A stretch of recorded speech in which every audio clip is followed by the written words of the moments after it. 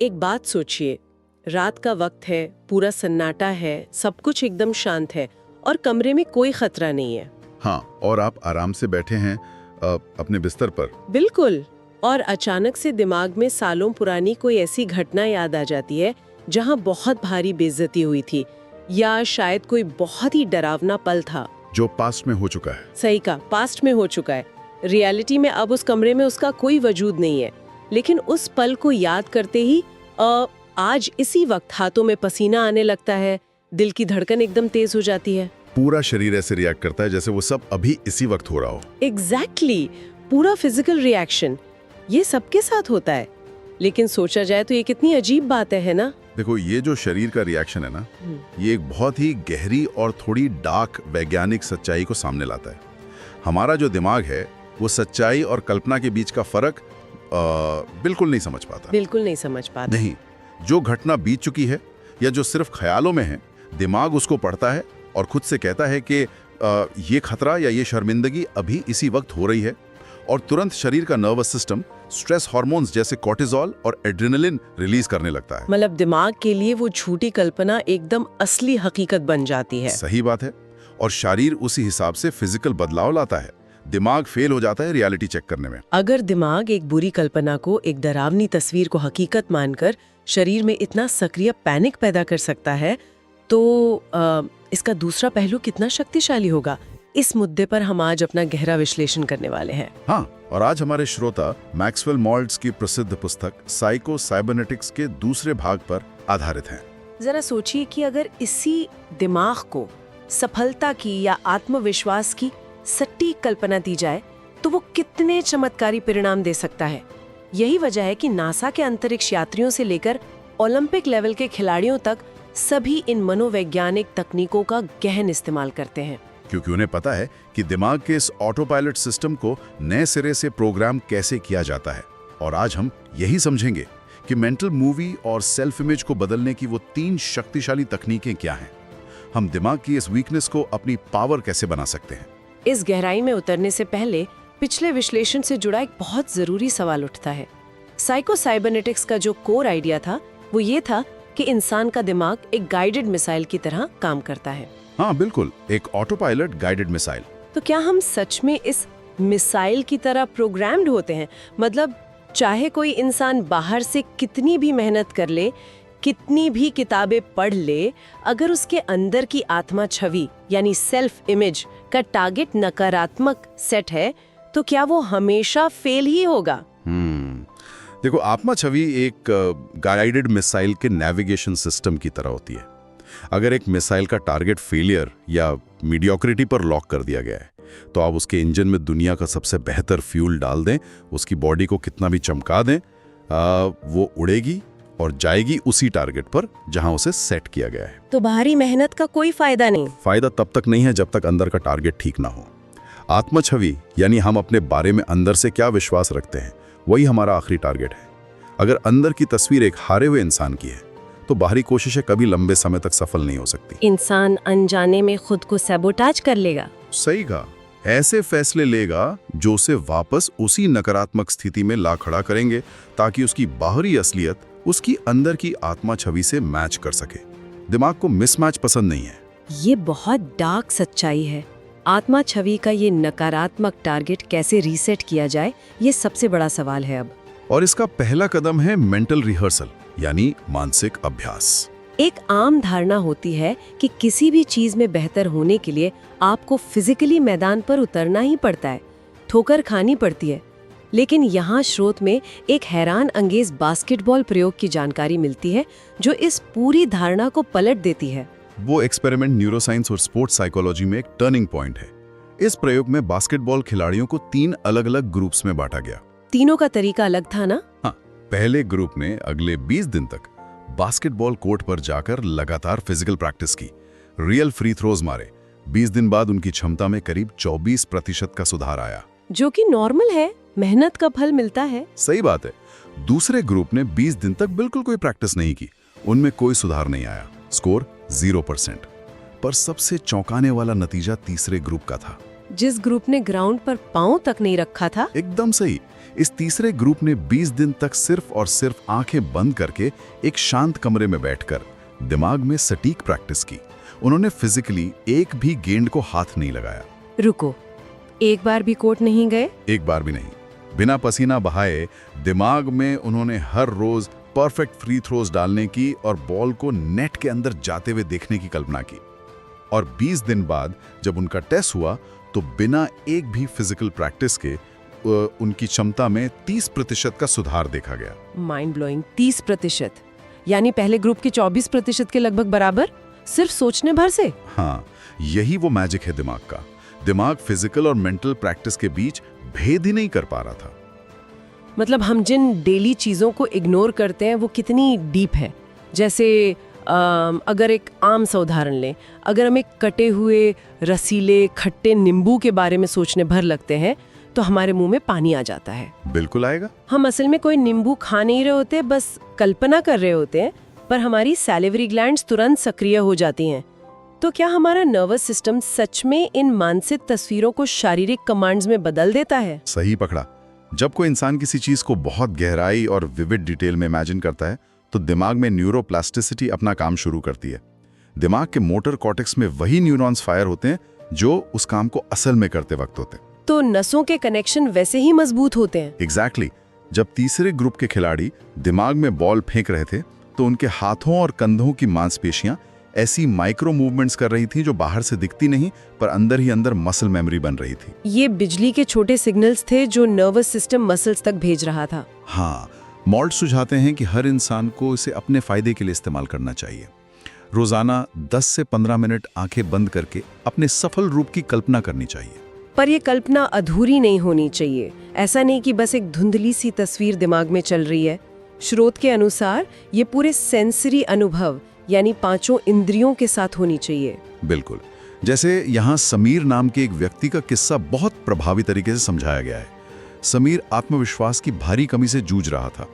उसे लगता था कि ऑफिस में उसकी आवाज की कोई अहमियत ही नहीं है।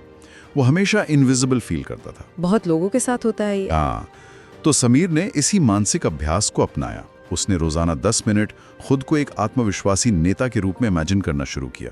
पर उसने सिर्फ अपने आप को खड़ा हुआ नहीं देखा। उसने डिटेल्स ऐड की होंगी, बहुत डीप डिटेल्स। उसने दिमाग में ऐसी मेंटल मूवी चलाई जहां वो महसूस कर रहा था कि कॉन्फ्रेंस रूम की कुर्सी कैसी लगती है, एसी की ठंडी हवा उसके चेहरे पर कैसे लग रही है। उसने कल्पना में अपनी आवाज सुनी जिसमें ठहराव था। उसमें घबराहट नहीं थी। उसने दूसरे लोगों की आंखों में अपने लिए सम्मान देखा। इस पूरे सेंसरी अनुभव ने उसके दिमाग के न्यूरल पाथवेज को रीराइट कर दिया। महज 3 हफ्ते में बिना किसी असली कॉन्फ्रंटेशन के उसके व्यवहार में असली बदलाव आने लगा। उसकी पोस्चर सीधी हो गई होगी। हाँ, पोस्चर बदली, आवाज बदल गई, क्योंकि उसकी आत्म छवि, उसका इंटरनल टारगेट अब रीसेट हो चुका था। ये सुनने में बहुत आसान लगता है कि मानसिक अभ्यास से दिमाग का टारगेट सेट हो गया, लेकिन असली प्रॉब्लम यहाँ शुरू होती है। दिमाग में फ्री थ्रोज डालना या मीटिंग में बोलना एक बात है, पर जब इंसान असल मैदान पर उतरता है तो उससे गलतियां होना तय है। सही बात है। परफेक्ट कोई नहीं होता पहली बार में। और यहाँ लोग सबसे बड़ी गलती करते हैं। एक बार ठोकर लगती है और उनका आत्मविश्वास वापस वहीं आ गिरता है जहाँ से शुरू किया था। इस स्थिति में दूसरा कदम यानी सक्सेस मैकेनिज्म कैसे काम करता है? जब हमने दिमाग को एक गाइडेड मिसाइल कहा था तो उसका एक स्पेसिफिक पैटर्न होता है। एक मिसाइल कभी भी एक सीधी लाइन में अपने लक्ष्य पर नहीं जाती। वो भटकती है ना रास्ते में। बहुत बार वो चलना शुरू करती है, हवा के दबाव से थोड़ी भटकती है। उसका अंदर का सेंसर तुरंत कहता है हम रास्ते से भटक गए हैं, और वो खुद की दिशा ठीक करती है, कोर्स करेक्ट करती है। 1000 बार भटकती है और 1000 बार दिशा ठीक करती है। एग्जैक्टली। इंसान का दिमाग भी बिल्कुल इसी तरह सीखने के लिए बना है। मतलब हम जिन्हें अपनी गलतियां या फेलियर्स मानते हैं वो असल में उस मंजिल तक पहुंचने का एक वैज्ञानिक हिस्सा है। गलती किए बिना मिसाइल को पता ही नहीं चलेगा कि ठीक दिशा कौन सी है। लेकिन इंसानी समस्या ये है कि जब कोई गलती होती है तो व्यक्ति उस गलती को एक डेटा पॉइंट मानने की बजाय अपनी पहचान पर हमला मान लेता है। वो ये नहीं सोचता कि मेरा ये तरीका फेल हुआ। वो तुरंत खुद को लेबल दे देता है कि मैं ही बेकार हूँ। हाँ, और जैसे ही वो फेलियर को अपनी आइडेंटिटी बना लेता है, उसका अंदर का सक्सेस मैकेनिज्म पूरी तरह बंद हो जाता है। दिमाग कहता है कि अगर तुम खुद एक फेलियर हो तो ठीक करने की जरूरत ही नहीं है, फेलियर ही हमारा नया टारगेट है। अगर इससे बचना है तो हमें अपनी गाड़ी के जीपीएस जैसा बनना पड़ेगा। अगर दिमाग और जीपीएस की तुलना करें तो ये मैकेनिज्म बिना जज्बात वाला लगता है। जीपीएस बहुत सही उदाहरण है। जब हम गाड़ी चलाते हुए गलत मोड़ ले लेते हैं तो जीपीएस हम पर गुस्सा नहीं होता, वो हमें बेवकूफ़ नहीं कहता या जज नहीं करता। वो जीपीएस बस शांति से बिना किसी जज्बात के एक काम करता है, रिकैलकुलेटिंग, और नया रास्ता ढूंढ निकालता है। सही बात है। दिमाग को एक वैज्ञानिक या जीपीएस की तरह ट्रेन करना ही सफलता की कुंजी है। एक वैज्ञानिक जब लैब में प्रयोग करता है और नतीजा गलत आता है तो वो रोने नहीं लगता, वो डेटा का इस्तेमाल करके अगला प्रयोग करता है। बिल्कुल। गलतियों को फीडबैक मानना होता है। और इस जीपीएस को आदत बनाने के लिए समीर ने एक बहुत सक्रिय आदत अपनाई। मानसिक अभ्यास के साथ साथ उसने रोजाना रात को सोने से पहले अपनी 3 छोटी जीत यानी विन्स लिखना शुरू किया। ये विन्स कोई बहुत बड़ी उपलब्धि नहीं थी ना। जैसे बस ये लिख दिया कि आज मैं मीटिंग में आत्मविश्वास से बोला, हाँ यार आज मैंने एक मुश्किल ईमेल ठीक से भेज दिया। इन छोटी जीत को लिखने के पीछे एक बड़ा न्यूरोसाइंस का खेल है और वो है डोपामीन, रिवॉर्ड केमिकल। हाँ, जब हम दिन भर की नकारात्मक बातों को भूलकर इन सफलताओं पर ध्यान देते हैं तो डोपामीन रिलीज होता है। ये दिमाग को वही काम दोबारा करने के लिए प्रेरित करता है। 30 दिन में समीर का दिमाग हार ढूंढने की बजाय सफलता के पैटर्न को पहचानने का आदी हो गया। उसका सक्सेस मैकेनिज्म एक्टिवेट हो गया, मानसिक कल्पना से रास्ता सेट हो गया और जीपीएस के नजरिए से गलतियों से सीखना भी शुरू हो गया। लेकिन एक रुकावट यहाँ फिर आती है।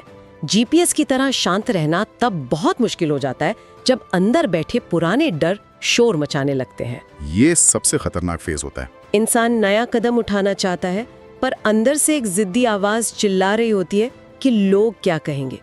इस नकारात्मक शोर को ठीक करने के लिए तीसरा कदम आना जरूरी है, जिसे रैशनल थिंकिंग या तार्किक सोच कहते हैं। ये अंदर की नकारात्मक आवाज हमारी पुरानी आत्म छवि का सबसे जिद्दी हिस्सा होती है और सबसे डेंजरस बात यह है कि ये आवाज ज्यादातर वक्त बिल्कुल झूठ बोलती है, पर वो इतने आत्मविश्वास के साथ बोलती है कि इंसान सच मान लेता है। सही कहा। इस आवाज को चुप कराने का एक ही तरीका है और वो है उसको लॉजिक से, ठेठ तर्क से चुनौती देना। पर देखो, मुझे यहाँ थोड़ी असहमति है। क्या अंदर की हर नकारात्मक आवाज वाकई झूठी होती है?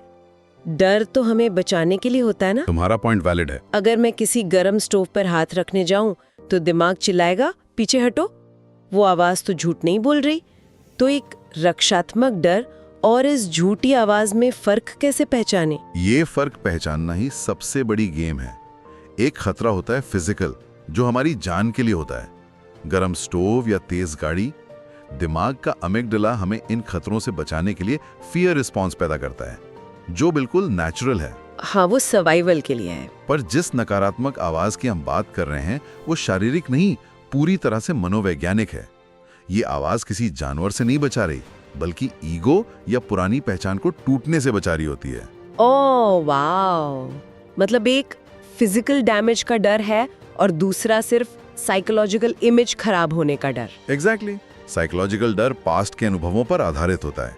जब आवाज कहती है स्टेज पर मत जाओ, लोग हंसेंगे, तो वहां कोई आग या मौत का खतरा नहीं है, वो सिर्फ ईगो को बचाने का पैतरा है। समीर का ही उदाहरण ले लें तो उसके अंदर बचपन से एक विश्वास पनप रहा था कि मैं काबिल नहीं हूँ। शायद किसी टीचर ने उसे कड़ी डांट दी होगी। उस एक घटना को उसने 25 साल तक अपने अंदर एक सच्चाई मान लिया। और ये बिल्कुल उस हाथी की कहानी जैसा है। हाँ, वो हाथी के बच्चे वाली कहानी। जब वो छोटा होता है तो महावत उसे एक पतली रस्सी से बांध देता है। वो तोड़ने की कोशिश करता है पर तोड़ नहीं पाता। धीरे धीरे दिमाग में बैठ जाता है कि रस्सी अटूट है। और बड़ा होने पर जब उसमें विशाल ताकत आ जाती है तब भी वो कोशिश नहीं करता, क्योंकि दिमाग में वो नकली जंजीर आज भी अटूट है। समीर के साथ भी यही हो रहा था। वो बड़ा हो चुका था पर उस डांट की पतली रस्सी आज भी दिमाग में बंधी थी। और इस रस्सी को तोड़ने का औजार है रैशनल थिंकिंग। मॉल्स कहते हैं कि जब भी ये आवाज डराए तो एक सवाल कीजिए, क्या इस आवाज के पीछे कोई ठोस सबूत है, कोई सॉलिड फिजिकल प्रूफ है? हाँ, जब समीर ने 25 साल बाद पूछा कि क्या मेरे नाकाबिल होने का आज इस मीटिंग रूम में कोई ठोस सबूत है, तो उसे समझ आया कि लोग तो उसकी बात सुनना चाहते हैं। कोई एविडेंस नहीं था, सिर्फ एक बचपन की यादों का फेक डर था। जैसे ही उसने लॉजिक के साथ सवाल उठाया, झूठी आत्मा छवि टूटने लगी। तो अगर इन तीनों कदमों को मिलाएं, पहले मानसिक कल्पना से नया टारगेट सेट करना, वो भी पूरे सेंसरी फील के साथ, फिर गलतियों को अपनाना एक जीपीएस की तरह रिकैलकुलेटिंग बोलकर, और आखिर में पुराने डर को तार्किक सोच से चुनौती देना। ये तीनों एक साथ मिलकर कमाल का प्रभाव डालते हैं। ये इंसान के अंदर एक नया सकारात्मक ऑटो पायलट सेट करते हैं। जो दिमाग कल तक दुश्मन था वो सबसे बड़ा साथी बन जाता है। लेकिन अगर तुमने ये नहीं समझा तो एक पॉइंट और है। इन सभी तकनीकों के बावजूद हम देखते हैं कि कुछ लोग अचानक ठीक 0 पॉइंट पर वापस आ गिरते हैं। ऐसा क्यों होता है कि ये नया ऑटो पायलट अचानक फेल हो जाए? ये एक ऐसी सच्चाई है जिसे अक्सर नजरअंदाज किया जाता है। कभी कभी आत्म छवि पर बहुत गहरे पुराने घाव होते हैं, इमोशनल स्कार्स। ये वो छोटे डर नहीं हैं जिन्हें तर्क से चुनौती दी जा सके। ये इमोशनल मेमोरी में कैद होते हैं। बिल्कुल। और जब तक इन डीप इमोशनल स्कार्स को हील नहीं किया जाता, तब तक नया ऑटो पायलट पुराने डर की राख में फंसकर बंद पड़ सकता है। ये सच में थोड़ा बेचैन करने वाला पर गहरा सच है, और यही वो पॉइंट है जहां हम आज अपने डीप डाइव को रोकेंगे। अगर दिमाग सच्चाई और कल्पना में फर्क नहीं जानता, तो आज रात जब आपकी आंखें बंद होंगी तो दिमाग में कौन सी पुरानी फिल्म चलेगी? क्या वो किसी आने वाली सफलता की होगी या किसी पुराने बिना सबूत वाले घाव की? यही सबसे बड़ा सवाल है। अगर आपको साइकोसाइबरनेटिक्स का पार्ट 1 देखना है तो डिस्क्रिप्शन में लिंक है। कमेंट करके जरूर बताएं कि इन 3 तकनीकों में से आप सबसे पहले कौन सी ट्राई करेंगे, और इस गहरे विश्लेषण को सुनने के लिए चैनल को सब्सक्राइब करना ना भूलें। अगली बार जब अंदर की आवाज डराए तो उससे सॉलिड सबूत जरूर मांगिएगा। अपना जीपीएस रिकैलकुलेट करते रहिए।